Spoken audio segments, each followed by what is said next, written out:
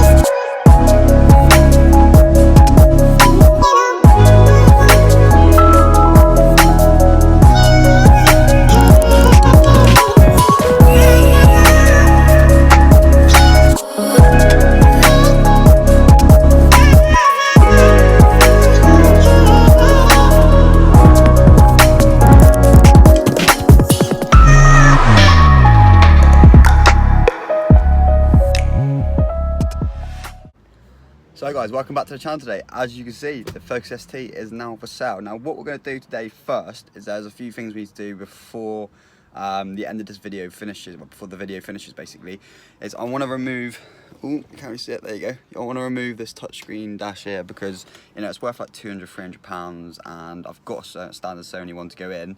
And plus it'll make it a bit better to sell having it with more standard parts on, so it doesn't look like it's been tampered with a huge amount. Now you probably want to look, why are you selling the Focus ST? You haven't had it long, you've got 2-step and for some reason you're just selling it. Now the reason I'm selling it is because I'm more into my smaller hot hatches. This is an amazing car, like it runs amazingly. People have already took it out on test drives and things like that, so there's nothing wrong with the car at all whatsoever. It's got the cleanest MOT history you'll ever see in your life. It's never ever failed an MOT, sort of from when it came out in 2006, which is absolute madness. But yeah, the reason I'm selling is because I prefer smaller hot hatches. Now it kind of gives away what sort of car I'm going to get next. So it's going to be a smaller hot hatch. Obviously you're not going to find out what car it is, but for now I know what I want in my mind, but I've got to sell this car first before anything. I don't want to get ahead of myself. But the next thing that's going to be going on my next car is I'm going to get it wrapped. Through wrap capital obviously, and there's going to be a few major things happening. So for now, let's get on with removing this stereo, get the standard one in, and yeah, go from there guys. Should be a good day. Right, so first things first, I believe, so obviously you got your fascia around here, then this is a little surround that goes around it. So I believe this pulls off pretty easily, I think. Anyway, I don't want to break it, that's the problem.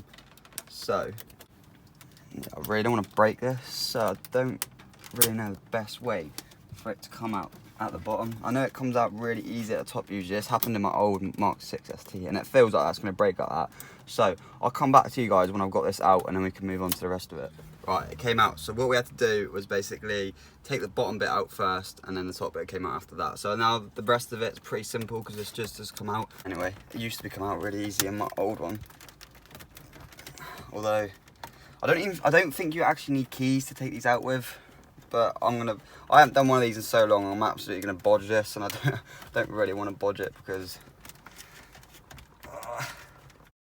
Right, we've found the little hack to this, so if you don't ever have keys to take these out or anything like that, grab yourself 2 cards, right? I've got my club card and my nectar card, pop them down the side like this, you'll hear like a little click like that, and it should come out.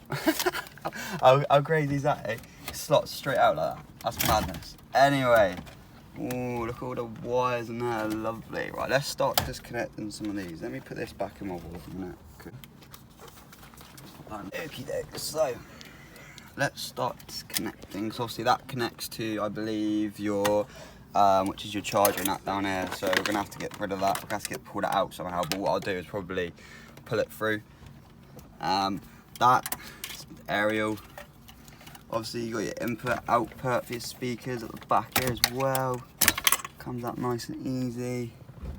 And then that bit there, oh no, that's your aerial bit there, my bad. That comes out, and then we should be pretty much there, apart from the fact that we've got this one to pull out. But I think that's on a little clip. It is, so. Oh my god, how much stuff is it actually in here connected? Look at it all. Oh, that's it, there we go, out.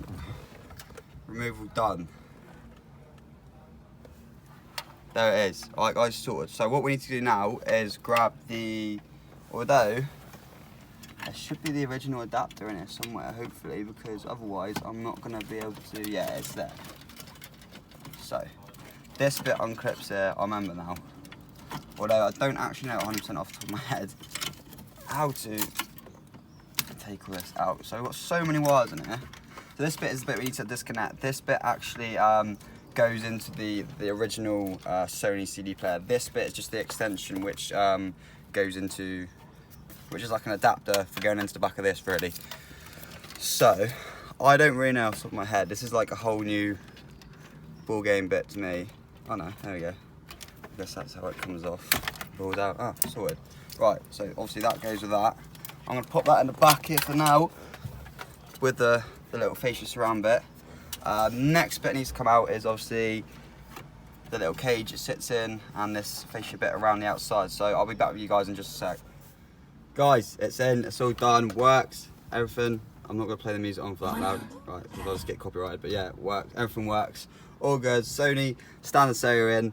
Now, let's move on to like the things about this car. I'll spec it out, tell you guys about it, just for any of you that are interested in buying it on the channel. So, we'll go out the car and start from the outside first. Okay, so here is the Focus ST3 2006. Now the car is on 50,000 miles, genuine miles as well. You can check on the VOSA MOT history and stuff like that. Let's start at the very front here. So it's got uprated DRLs from Auto Beam inside the actual fog lights. It's got uprated fog lights and DRL lights right there, as you can see. We've put different 4 badges on it, like a carbon effect. Looks really cool. It's got a TRC front splitter. If we go over here, I think these headlights are standard, but they look cool in the black. I don't know if they are standard 100% or not, but they are Xenons, auto wipers, auto lights with a sensor up there on top. Now this little bit up here, as you remember, I took that off. It is going back on, and the roof is getting resprayed this week. So the car is going to be literally immaculate. Now it's got gunmetal grey Focus ST wheels. It's got Dunlop Sport Max tyres on the front with about 5mm, and then these ones on the back here, like I think they're like mid-range tyres, which are literally pretty much brand new. So we've got the side skirts from Maxton Design as well. Maxton Design rear spats, Maxton Design rear diffuser, which looks absolutely insane, as you can see right there. It's got the Maxton Design stickers on. I should have put one on the side split actually. I need to do that. And then it's got the Cobra full decat 3-inch system, which comes up to these 4-inch tips, as you can see. Cobra there. It sounds amazing. Like, you guys have heard it already. I've put a black ST badge on it and the Ford carbon fiber badge again on the inside, on the back here. There's also one on the inside as well, which I'll show you in a minute. These are tinted on the back. It's just subtle modifications, nothing crazy. I haven't gone too mad with the car. The car's not been mapped. And that's pretty much it for the outside. Actually, I'll go into the engine bay quickly and show the Group A1 induction kit it's got, and the RCCU holder, which it has got at the minute as well. Okay, so I need to give the engine bay a bit of a clean. That's the one thing I haven't cleaned yet in the car. So I've got a Simposer delete right there, which you guys can see. Helps boost leaks, things like that. RS ECU holder, usually the ECU's over here where the induction kit is. So it's the Group A1 induction kit. Pro alloy hoses with a standard crossover. I believe that is the standard crossover pipe. And that's pretty much it for the engine bay. Nothing else crazy has been done.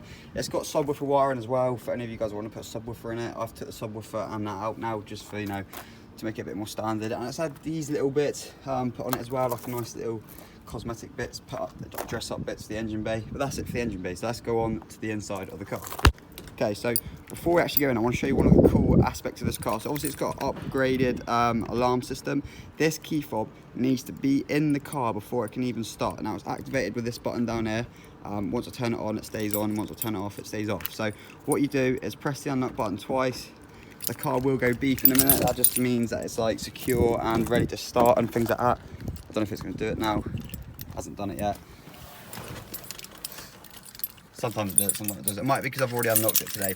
But basically, yeah, once this is in the car, every time when I start the car up, turn the ignition on, leave it so the fuel gauge goes up, all the lights turn off, and then I start it up. I'm not going to start it up now because Chris is on the phone on the inside, but that's what I do every single time. And I wait a good 10-15 minutes before even driving the car so everything warms up. The boost gauges, like all temperatures go up, all the pressures, everything is all good.